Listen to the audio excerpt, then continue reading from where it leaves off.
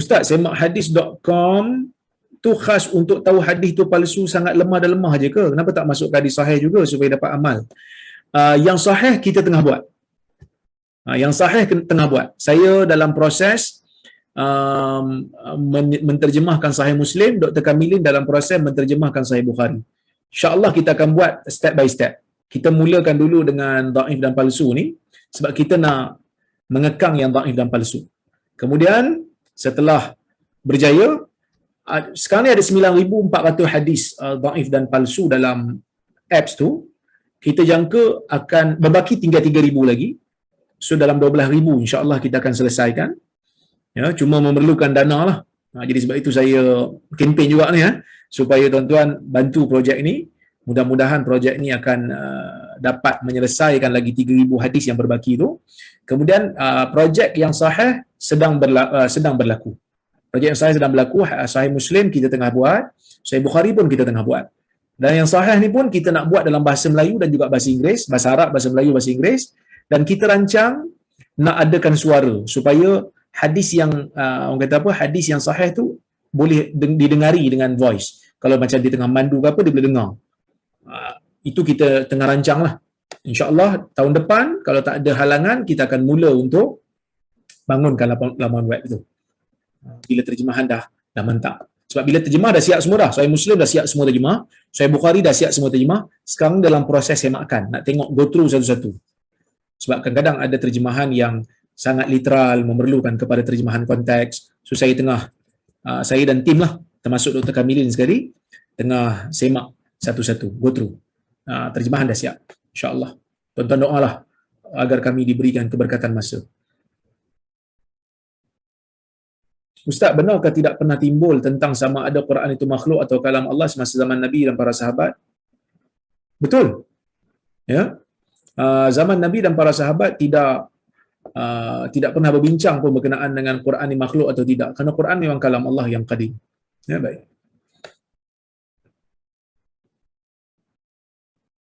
Doktor, adakah terdapat kitab terjemahan Melayu menceritakan peribadi para perawi hadis-hadis yang digunakan ulama ilmu hadis?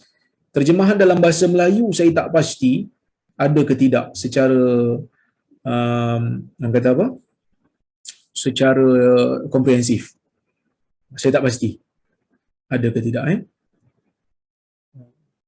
Semoga Allah berikan kejayaan Goal in Innovation Dr. dan tim, insya-Allah. Terima kasih banyak. Amin amin ya rab. Mudah-mudahan Allah Taala memberikan kami kejayaan, memberikan kami semangat lagi untuk melakukan inovasi dalam ilmu hadis, insya-Allah. Assalamualaikum. Waalaikumsalam. Adakah keseluruhan hadis 40 Imam Nawawi adalah hadis sahih? Tidak. Ada yang dhaif tapi dhaif ringan. Kebanyakannya sahih dan hasan, manakala sebahagian kecil adalah dhaif tapi dhaif ringan. Dhaif ringan. Boleh pakai, no problem. So hadis 40 jangan risau. Okey. Sebab hadis dhaif ringan ni dia boleh pakai dalam bab fadail, dalam bab targhib wa tarhib. Okey. Doktor, semakhdis.com ni ambil dari buku Sahih Muslim dan Sahih Bukhari dari bahasa Arab yang diterjemah oleh doktor dan oleh Dr. Kamilin, betul? Bukannya dari buku terjemahan Melayu. Ya. Saya ambil projek terjemahan Sahih Muslim, Dr. Kamilin ambil terjemahan Sahih Bukhari, terjemahan Sahih Bukhari. Kami ambil daripada bahasa Arab, kami terjemahan bahasa Melayu. So kami go through satu-satu. Insya-Allah fasa yang kedua nanti kita akan mulakan yang sahih pula. Yang ni sekarang ni palsu dan dhaif. Sebab apa saya mulakan dengan palsu dan dhaif? Kerana penyebaran hadis palsu dalam media sosial, hadis terlalu dhaif dalam media sosial ni berlaku tanpa disiplin. Kita pun takut tengok macam-macam hadis sekarang ni. Jadi ia memberikan panduan kepada orang awam. Sedangkan orang awam kalau nak tahu yang sahih dia boleh dengar kuliah lah. Tapi kalau dia ada pelik-pelik sikit, betul ke hadis ni? Betul ke tak betul? So dia boleh check semak dalam semakhdis.com ni. Kalau ada hadis tu dalam database, so kita akan dia akan dapat untuk detect lah. Sebagai contoh saya bagi contoh sajalah ni, nak promote sikit ni kan.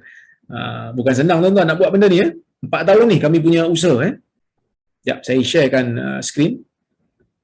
Semak hadis yang laman web punya. Tuan-tuan boleh download benda ni percuma. Ni kita anggap ni lah wakaf untuk umat, insya-Allah. Sebab ia datang daripada sumbangan orang ramai, jadi kita kembalikan manfaatnya pada orang ramai. So ni, semak hadis dengan mudah. So kat sini tuan-tuan type je apa-apa perkataan. Contohnya macam tuan-tuan type perkataan ukashah. So tekan aja cari hadis.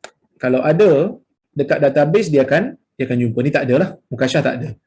Okey, kalau kita cari perkataan lain contohnya macam ukashah ni. Ukashah ni cari tadi dengan Q, sekarang dengan K. Tengok ada tak? Tu ada satu. Baik. So kita tekan lah. Dia akan keluar. Ya. Dalam apa? Ada komentar ulama, ada status dan rujukan. Ini penting ni, rujukan ni.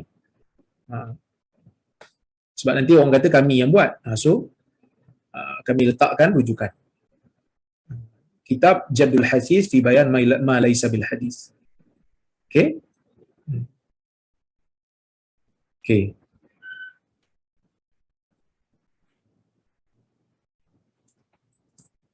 Kemudian kalau ukashah yang ni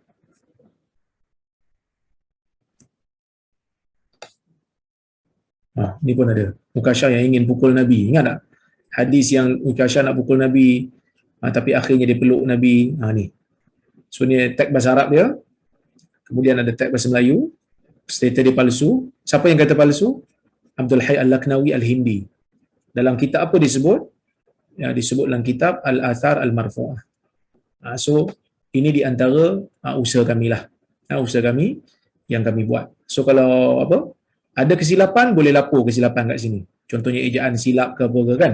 Sebab kerja manusia kan, memang akan tersilap lah. Ini eksplorasi lah. Kalau nak tengok hadis berdasarkan kepada bab, boleh pergi kepada eksplorasi. So boleh tengok ada bab adab. Ya, kalau tengok ikut bab pun ada, ikut status hadis pun ada. Okay. So ni di antara usaha kami lah. Kalau nak tuan-tuan nak buat sumbangan infak, pergi dekat infak ni. So nanti dia akan terus pergi ke infak. Kalau nak guna PayPal pun boleh, tak nak guna PayPal contohnya. Terus masuk ke UPSI. E-payment UPSI. Okay, so pergi pada individu. Kena masuk nombor IC.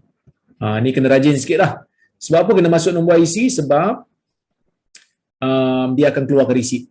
Yang mana resit tu tuan-tuan boleh guna untuk pelepasan cukai lah. Sebab dia masuk ke akaun universiti kan.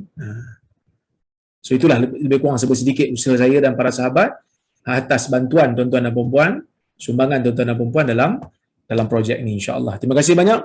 Saya rasa cukuplah. Alif Lam Ra tilka ayatul kitabil mubin inna